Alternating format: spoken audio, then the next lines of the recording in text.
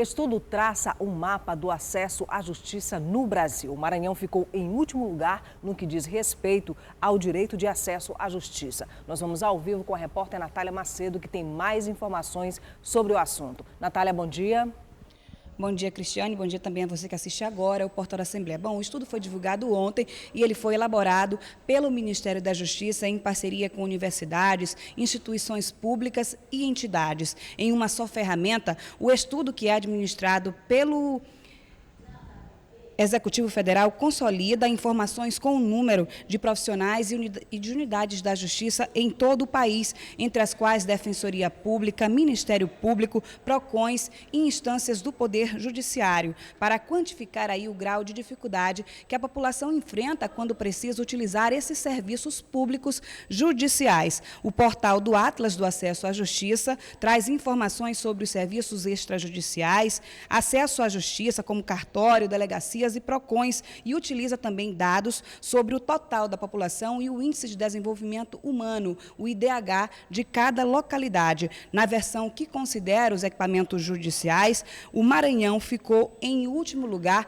entre as 27 unidades da federação. O estado somou apenas 0,06, enquanto o Pará ficou com 0,07 e o Amazonas com 0,08. O melhor índice de acesso à justiça do país está no Distrito Federal com 0,41. O governo afirma que o indicador é uma proposta inicial que ainda será melhorada com a ajuda da comunidade científica e também de órgãos do sistema da justiça. A partir do ano que vem, serão realizados debates em todo o país para a melhoria das fórmulas que compõem esses indicadores. Lembrando que o estudo completo está disponível no portal do Atlas do Acesso à Justiça. O portal eletrônico é o www.acessoajustiça.org.br. Cristiane. Obrigada, Natália, pelas informações. Vários casos de violência contra crianças e adolescentes foram registrados em 2013 no Maranhão e na Grande São Luís. Um pacto entre vários órgãos foi assinado para coibir a violência contra as crianças. De janeiro a outubro deste ano, a Delegacia de Proteção à Criança e Adolescente registrou quase 1.600 denúncias. As ocorrências ultrapassam todo o ano de 2012, que somaram 1.500. Por dia, a média de atendimento chega a ser 20, números que podem ser maiores, já que nem todas as ocorrências são denunciadas. Para fortalecer a rede de proteção, foi lançada em São Luís a cartilha Proteger é Preciso, que faz parte de uma iniciativa maior contra a exploração sexual e abuso a crianças e adolescentes. A publicação é resultado de uma parceria entre a Fundação Vale, a Secretaria de Direitos Humanos da Presidência da República e a Associação Brasileira de Magistrados e Promotores Públicos. Essa iniciativa ela é importante porque o Maranhão ele vem a cada ano apresentando índices elevados de denúncias nessa área. O Disque 100, que é um instrumento promovido pelo governo federal, tem apresentado esses indicadores. E é preciso que as empresas assumam essa responsabilidade. Numa cidade de 3 mil, 4 mil, 5 mil habitantes, uma grande obra com uma duplicação da estrada de ferro, que implanta um local de residência de trabalho de 5 mil operários, um canteiro de obras de 5 mil operários, vai influenciar indicadores como gravidez precoce, notícias de casos de violência sexual. E é evidente essa correlação. Então, essa responsabilidade das empresas tem que ser assumida, elas têm que trabalhar no sentido da formação, da prevenção, porque os impactos não são apenas ambientais, eles têm que ser impactos socioambientais, principalmente nessa questão da proteção integral de crianças e adolescentes. Durante o evento, foi assinado ainda um pacto pelo enfrentamento à violência sexual em crianças e adolescentes. O ato é fruto de uma cooperação entre o poder público, sociedade civil e empresas privadas. A ideia é fazer com que, a partir do próximo ano, um plano de ação entre os atores que assumiram um compromisso social fortaleça as políticas necessárias para enfrentar esse tipo de crime nos municípios maranhenses. Hoje é um pontapé inicial, é a assinatura do pacto, é o lançamento da cartilha, que vai, na verdade, formalizar o nosso compromisso, né? Nós já temos trabalhos desenvolvidos nesse âmbito, mas nós precisamos nos unir a várias instituições para realmente atuar. Em 2014, nós iremos montar uma equipe de trabalho, nós vamos montar um plano de ação para os municípios realmente focado ao longo da ferrovia, mas tem outras instituições, outras empresas, né? Suzano, Transpetro, Alumar, que também são compromissados na mesma causa. Vários órgãos de controle e organizações não governamentais acompanharam o mapeamento dos municípios que fazem parte desse pacto. Muito mais que traçar estratégias, o desafio é se manter vigilante e, sobretudo, fiscalizar o compromisso firmado para que, na prática, ele seja cumprido. Eu acredito que é um grande passo, realmente isso é demonstrativo no que diz respeito à prevenção, à defesa dos direitos e também sensibilizando os empresários nesse compromisso, a responsabilidade social comunitária dessas empresas que se utilizam também da mão de obra local, potencializando a economia, o desenvolvimento econômico, mas também o desenvolvimento social, que está ali como contrapeso das demandas e efetivação de direitos de crianças e adolescentes. Os pactos, eles são instrumentos importantes. E aí aqui, por exemplo, a gente está com o presidente do Conselho Estadual da Criança, o Fórum da Criança, que são órgãos de controle social. Então, assim, o pacto pelo pacto, ele não tem muita impacto. Então, assim, o pacto assina, é meu compromisso enquanto gestor, enquanto empresa, e o Conselho Estadual e os órgãos de controle social monitoram, fiscalizam para ver se o pacto está saindo do papel, né? Então, os comitês, no caso o Comitê Municipal da Criança, o Comitê Estadual de Enfrentamento, então são órgãos que vão acompanhar a operacionalização desse pacto. Bom, 118 municípios já aderiram à iniciativa que concede certificação internacional às cidades que melhoraram seus indicadores infantos juvenis. Para falar sobre o Selo Unicef, a gente conversa agora com Eliana Almeida, coordenadora do Unicef Maranhão. Bom dia. Bom dia. Seja bem-vinda ao Portal da Assembleia. Muito obrigada. Bom, Eliana, o selo, na verdade, é uma provocação a esses municípios para que eles implementem de fato as políticas de proteção à criança e adolescente. Bom, primeiro eu vou fazer só uma correção do dia que nós mandamos o release para ontem, nós já estamos com 125 municípios, né? Então já tivemos um aumento. Na realidade, o selo é uma ferramenta que o Unicef, dentro desse grande pacto que assinou junto com o governo federal, com as organizações não governamentais, outras agências de cooperação internacional, de lançar um olhar diferenciado e atento para dois territórios que são prioritários para o Unicef no Brasil, que é o semiárido e a Amazônia Legal.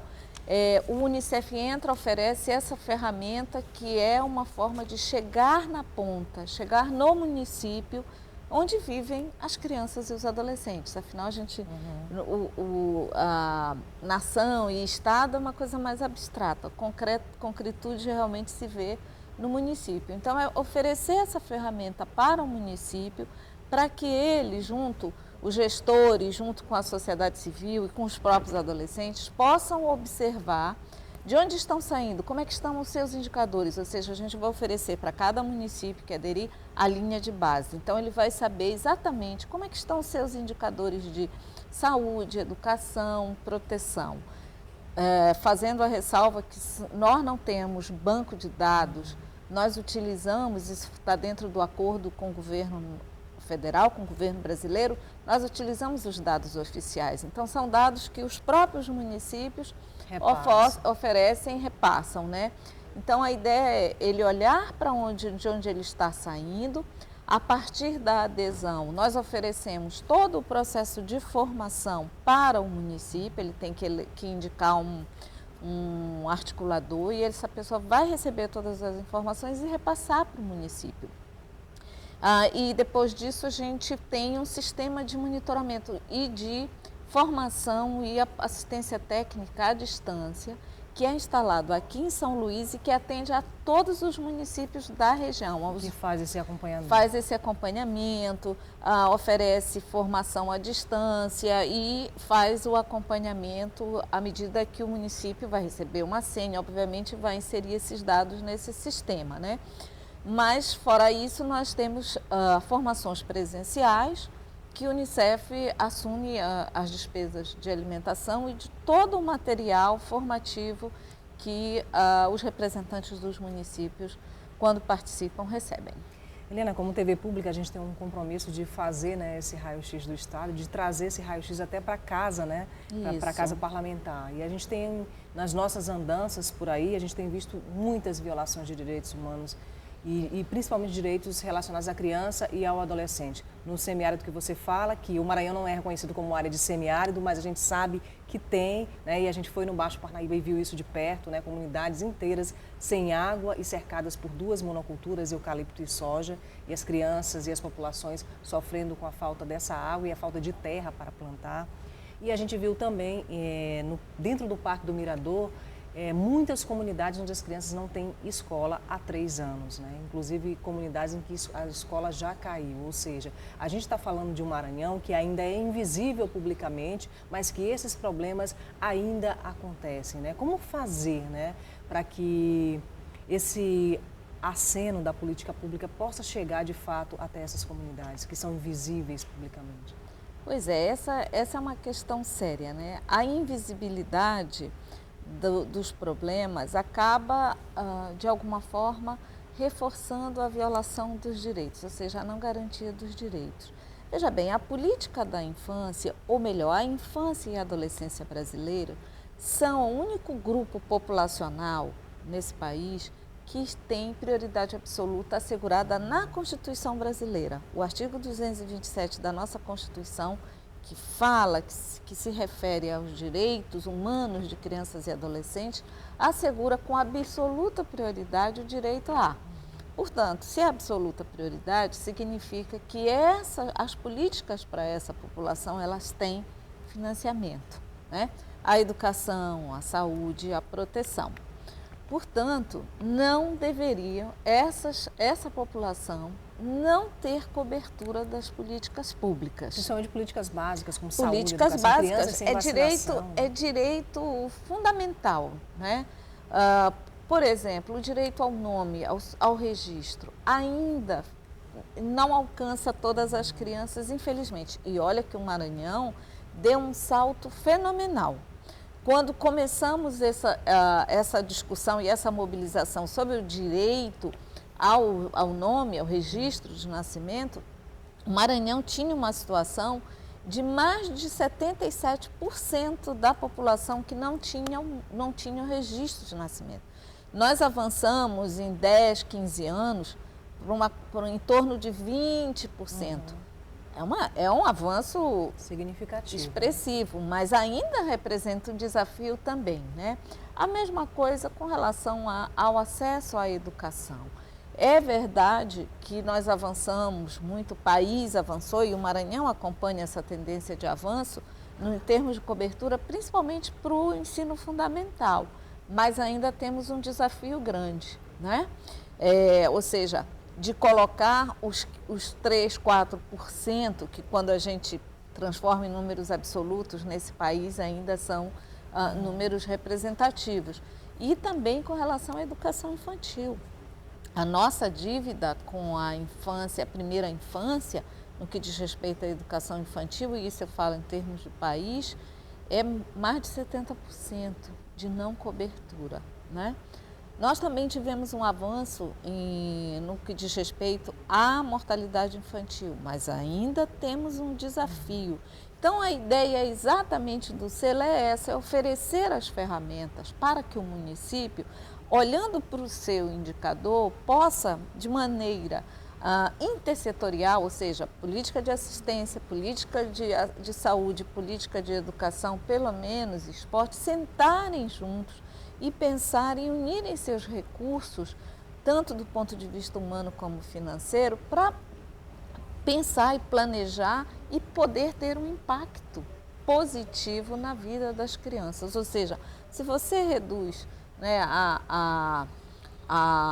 o analfabetismo, se você reduz a taxa de mortalidade, se você reduz os níveis de violência e de violação, você está impactando na vida das crianças. Então, o selo é basicamente isso, é apoiar o município a se fortalecer e a se instituir, exatamente, a se instituir como um ente federado, né?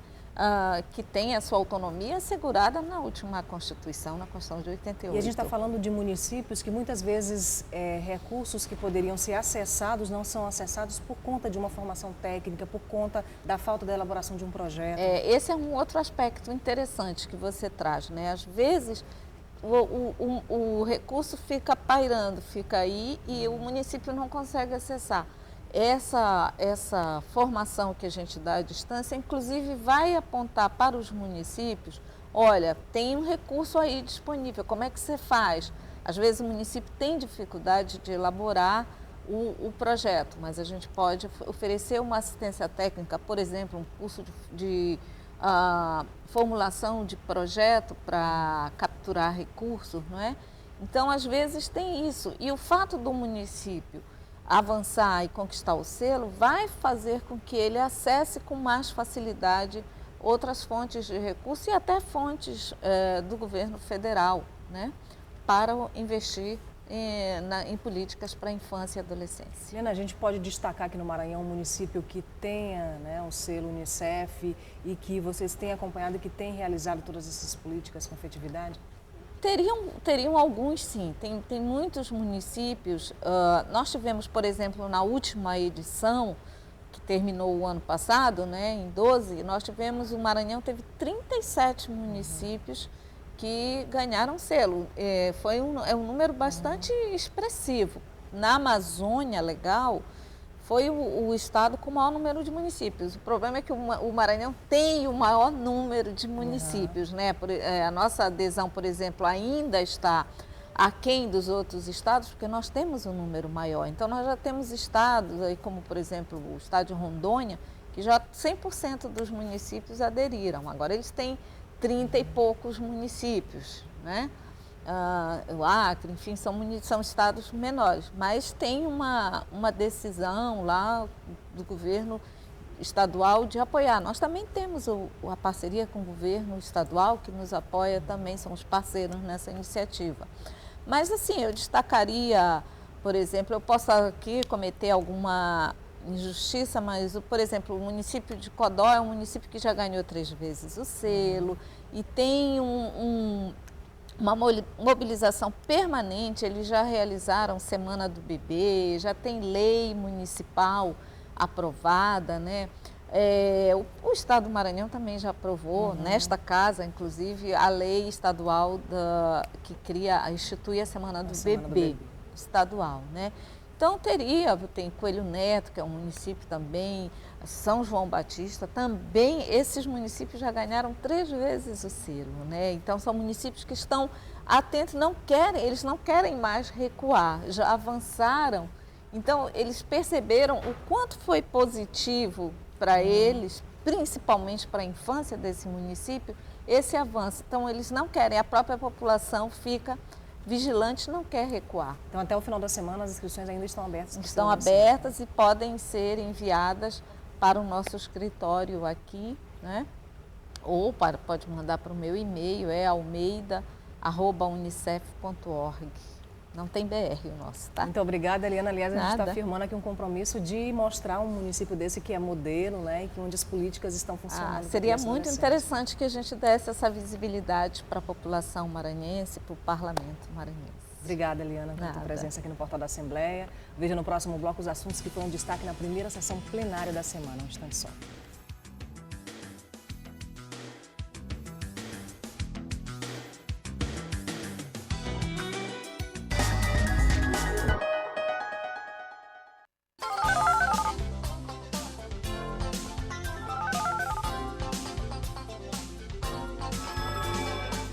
Fim de ano é tempo de olhar para o que fizemos. E como teve gente que conquistou um carro, casa própria, um diploma, um emprego, que mostrou que a crise desaparece quando a gente cresce. Gente que se mostrou tão forte que conquistou o mundo. É essa mesma gente que vai agora olhar adiante e ver que o futuro desejado está bem aqui. Estamos vivendo um novo Brasil, feito por você. Governo Federal.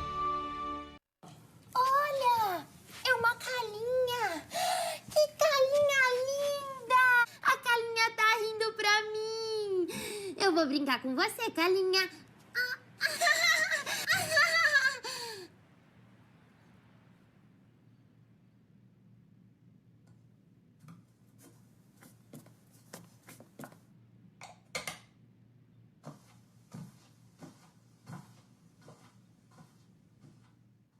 Não existe nada mais emocionante do que amamentar. É um momento mágico.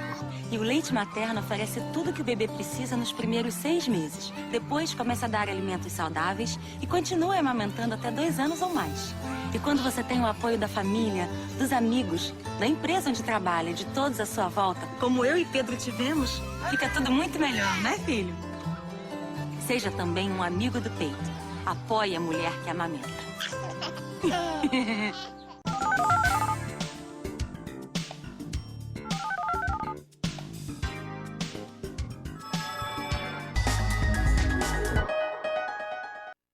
Assuntos que marcaram a primeira sessão plenária da semana. A saúde pública na capital esteve entre os assuntos levados à tribuna por deputados de oposição e de governo. Na primeira sessão plenária da semana, o deputado Carlos Filho denunciou a forma de abordagem feita por homens do GTA, Grupo Tático Aéreo. Ontem, por volta de 7h30, 8 horas da noite, eu estava me dirigindo à minha casa, saí para lanchar. Quando volto, deputado Magno, 2 viaturas do GTA mandam eu parar o carro próximo à Avenida dos Holandeses, próximo ao posto de gasolina. Me desce 8 homens, 4 de cada carro, fortemente armado. Manda eu descer do carro. Eu me identifiquei que era deputado. Quando eu me identifiquei, piorou, porque eles botaram a arma na minha cabeça, fizeram eu descer do carro, mandaram que eu não olhasse para trás. Tive que ficar em posição, encostado no carro, me revistaram todo, meteram arma em mim, no meu carro, mandavam que não olhasse para a cara deles, e eu queria que uma providência fosse tomada, porque se comigo, que sou uma pessoa pública, sou deputado, é feito desse jeito, imagina com pessoas que não são conhecidas. Os deputados Magno Bacelar e Tata Milhomem também falaram sobre o assunto. Então, o deputado Carlos Filho, ele estava ali como cidadão, andando. E não tem diferença de deputado para um cidadão comum. O GTA, a polícia tem que abordar com decência qualquer um que anda pelo Rio. Até mesmo suspeitando de ser um bandido. Mas tem que fazer com decência, com segurança e com respeito. Essa é a disciplina que tem que ser dentro da Polícia Militar. Vamos recolher a polícia e solicitar uma intervenção de um órgão que seja mais competente. Porque, doutor Carlos Filho, eu quero lhe dar a minha total e restrita solidariedade. O deputado Raimundo Cutrim registrou reivindicações na área da segurança de moradores do município de Cidelândia, interior do Maranhão. Como nós estamos vivendo hoje aqui no Maranhão, tudo é possível. O sistema de segurança pública sem comando. O Ministério Público, o sistema de segurança pública, uma instituição primordial para o Estado, para a nossa cidade, está aí num barco sem leme. Importaram um marginal de Brasília e está aí. Aí terminando de dizimar a nossa população. Já o deputado Roberto Costa criticou a saúde pública de São Luís na gestão municipal do prefeito Edivaldo Holanda Júnior. O Globo Repórter colocou o passado e colocou o presente da saúde. E disse, a saúde de São Luís piorou em relação à administração passada. Pasmem, a situação de São Luís se aprofundou mais ainda para a decepção de milhares de ludovicenses e de maranhenses, que também têm direito a receber a saúde pública que São Luís recebe dos outros municípios. O deputado Otelino Neto disse que a saúde pública da capital está longe do desejado, mas que a demanda de pacientes do interior do estado ajuda a lotar os hospitais da cidade, o que piora a situação. A superlotação dos hospitais, como aliás disse outro dia, disse há uma semana o secretário municipal de saúde, ela se deve principalmente em razão das demandas vindas do interior do estado. Quantos de nós aqui recebem frequentemente pedidos, apelos vindos do interior do estado, de políticos, de eleitores nossos ou não, pedindo socorro para que nós consigamos uma vaga em alguma das unidades de saúde aqui de São Luís.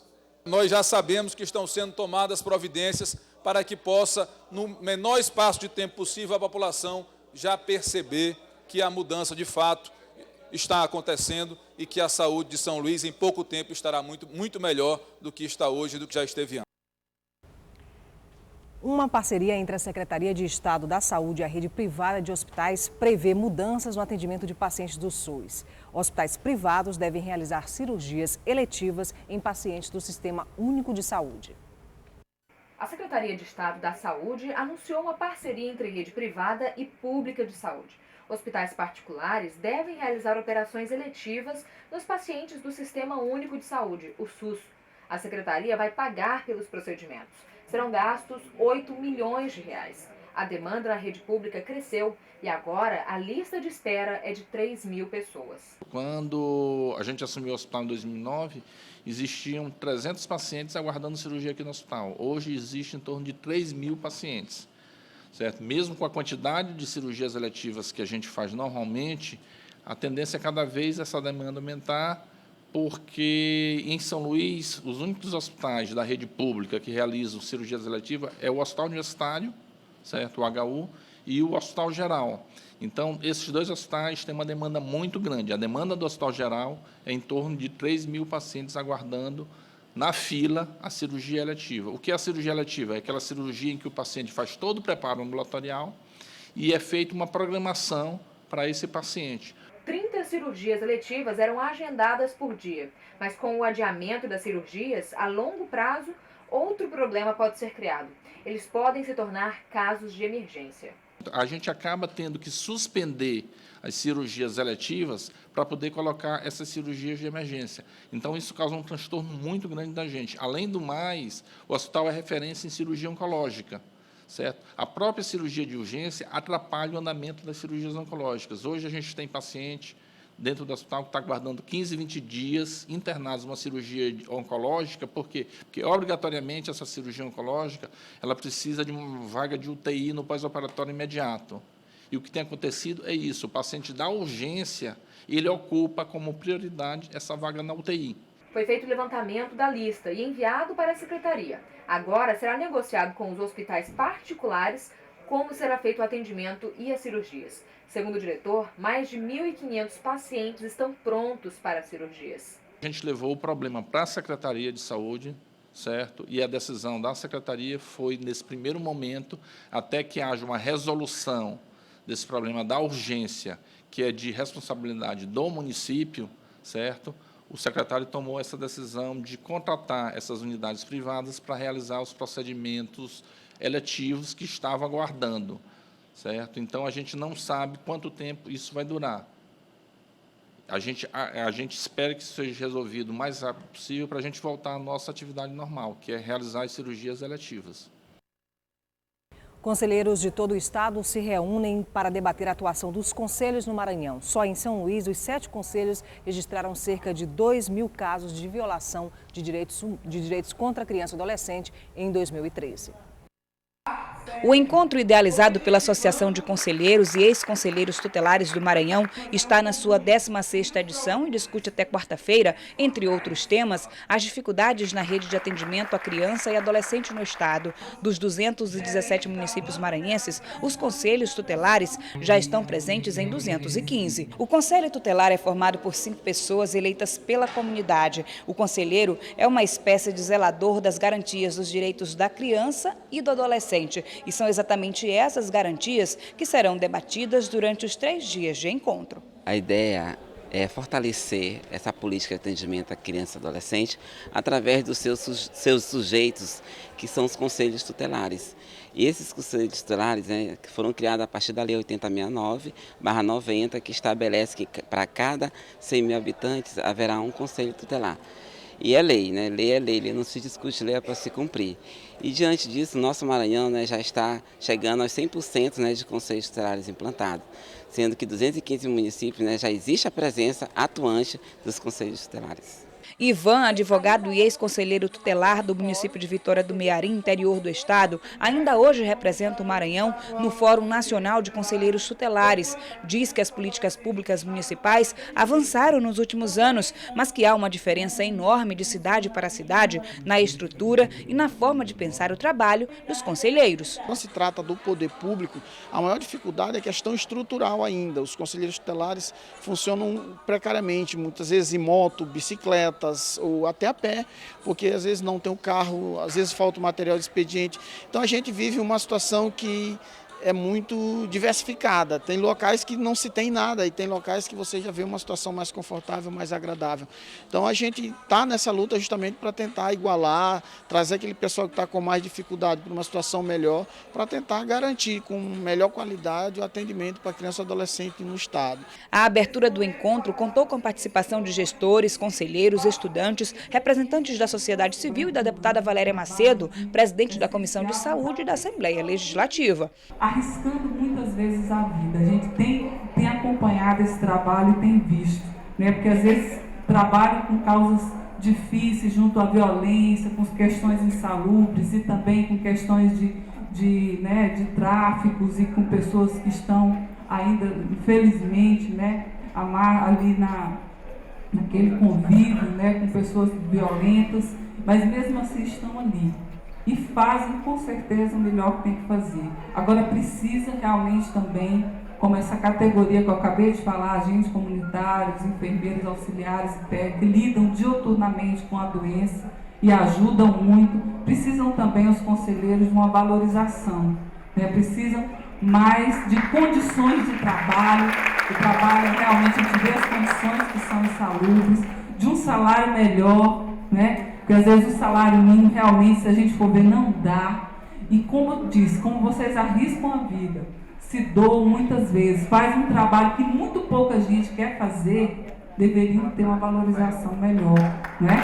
Os municípios, e ter estrutura para trabalhar. Durante o evento, relatos das denúncias que diariamente chegam ao conhecimento das equipes de conselheiros de todo o estado, desde casos de negligência seguida de maus tratos, abandono e violência sexual. O enfrentamento às drogas também preocupa a realidade vivida pelos conselheiros. Esse vai ser um tema que vai assim, fazer com que se desperte nos atores, conselhos tutelares, conselheiros de direitos, Ministério Público, Judiciário, um novo olhar para se buscar mecanismos de intervenção, sendo que os mecanismos que aí estão, eles não são suficientes, ou se existem, são ineficazes. Então é importante que haja novos olhares, né, para que nós chegamos, enquanto atores sociais, representantes, né, da sociedade, chegamos a um bem comum que seja saudável às nossas crianças, às suas famílias e às nossas adolescentes. Elivânia foi conselheira tutelar da área da Cidade Operária em São Luís por 9 anos. Atualmente é ouvidora da Secretaria de Segurança Pública.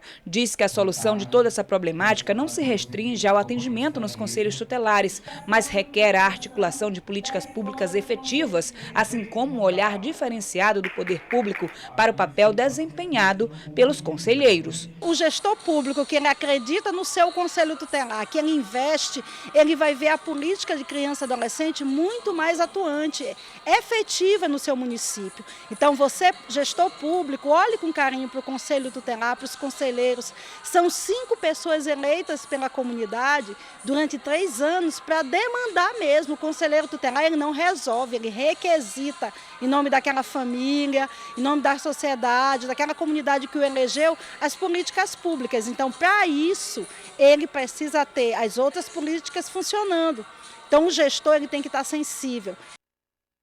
O Portal da Assembleia vai ficando por aqui. A gente volta amanhã a partir das 8h30 da manhã. Daqui a pouquinho, às 9h30 da manhã, tem transmissão ao vivo da sessão plenária, onde você pode acompanhar o trabalho do seu parlamentar aqui pela TV Assembleia, canal 51.2, pela TVN, canal 17 e também na internet pela página da Assembleia Legislativa. Um ótimo dia para você e até amanhã.